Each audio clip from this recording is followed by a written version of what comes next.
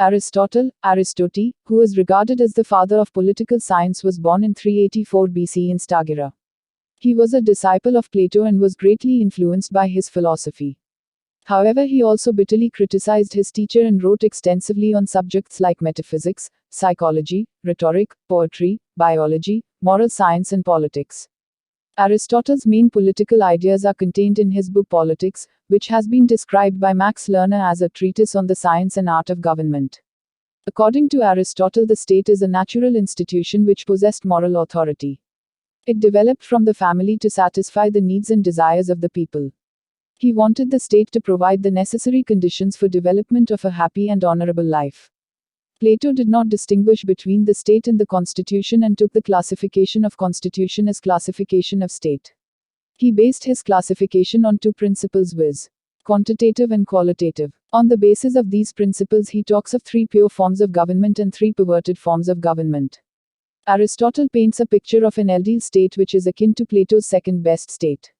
While painting the picture of his ideal state, Aristotle knew that it was not easily realizable. The best practicable state must avoid of extremes of democracy and oligarchy. He described such a state as polity. Aristotle asserted that power in the best practicable state should vest in the middle class. Aristotle justified the institution of slavery and considered it essential for the proper working of the family. Aristotle justified slavery on three grounds, viz. Its naturalness, usefulness, and expediency. With regard to his views on citizenship also, Aristotle was quite conservative. He considered possession of property and slaves as essential conditions for citizenship. However, he excluded several categories of persons, viz. Producing class, slaves, resident, aliens, foreigners, mechanics, women etc. from the class of citizens. Aristotle's views on property were at complete variance with Plato. Aristotle considered property as indispensable for the normal functioning of the household and social progress. He considered the institution of property as good for the individual as well as the society.